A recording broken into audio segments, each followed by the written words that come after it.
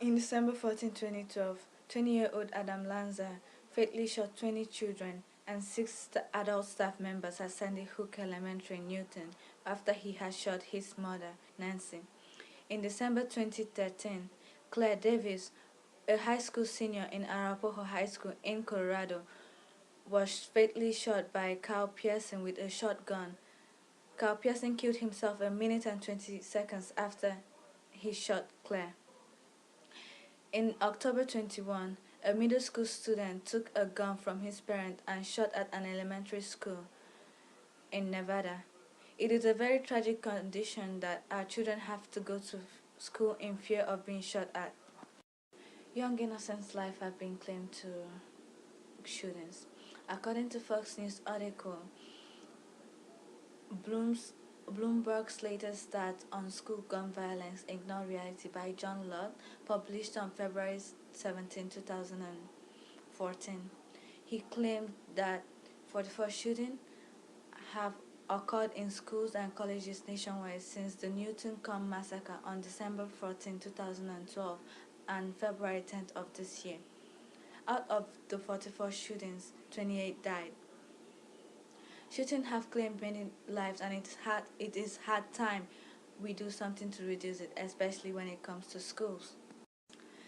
The only way to reduce shooting is through gun control. Gun control will put a stop to illegal possession and ban minors from getting hold of guns. Today we will discuss the issue facing firearms, and then we will see who is responsible for these problems. Finally, we will see the solutions to this problem.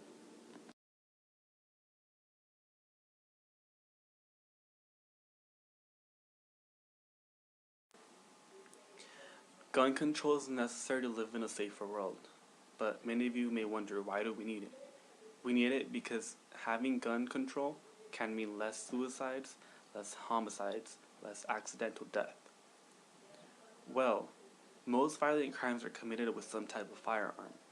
Legalized possession of owning a weapon can mean children, teenagers, or other people who may be trying to cause harm can get in a possession of it.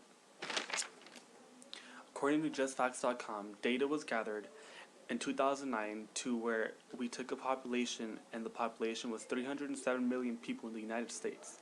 47 through 53 million people had owned a gun. Roughly about 300 million firearms owned by civilians in the U.S. as of 2010. This was a huge problem since children was having access to this. Well, to reduce the numbers of death, we need gun control. If you just think about it, if you put yourself in a position of where an attacker is coming to you and you have a handgun, that person might just go ahead and strike because you are already putting them in danger. According to www.cnn.com, a reporter named Michael Martinez posted an article about a 12-year-old boy who got a hold of a firearm at his house. This boy took his firearm to his middle school and he shot 2 kids. Both of them were in critical condition, an 11-year-old boy and a 13-year-old girl, both which were in critical condition after surgery. How did he get possession? Why? His parents should have been in better control of that and should have not had that gun there in the first place. According to U.S. Controversies about.com, Dustin Hawkins wrote about death, which are 32,000 deaths per year using a firearm. This is a dramatic number because 32,000 people have access to handguns, and people use handguns more for suicidal. And suicide is actually being a big problem right now because people prefer to choose a firearm over a knife because it's more impulsive. It's just to save lives, and we need it in order to reduce the number of deaths.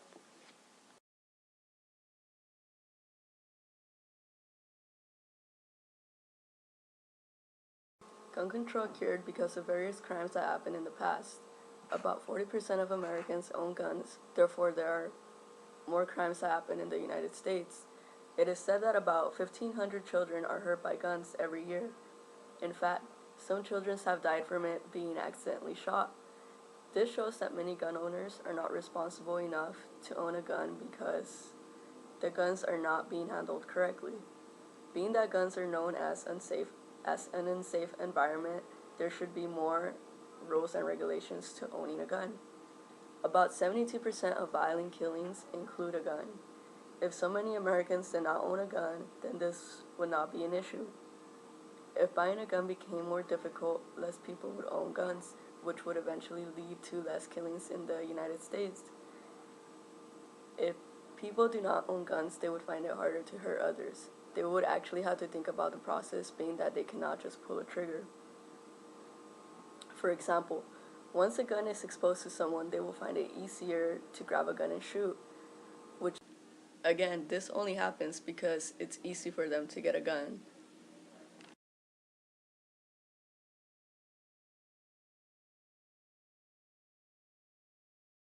For the cure, we should require a class for parents and other people who want to purchase a gun, not for just the safety of themselves, but for their children.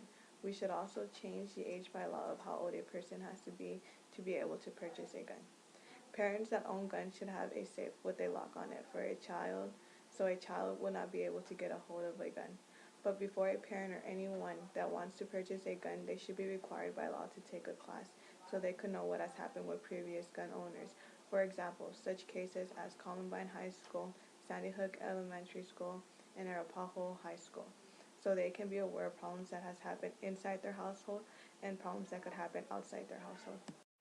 However, according to Dick Clark, a law student of Suffolk University Law School in Boston, stated on LouRockwell.com on April 14, 2008, that at the age of 18, a person can be able to purchase a rifle or a shotgun.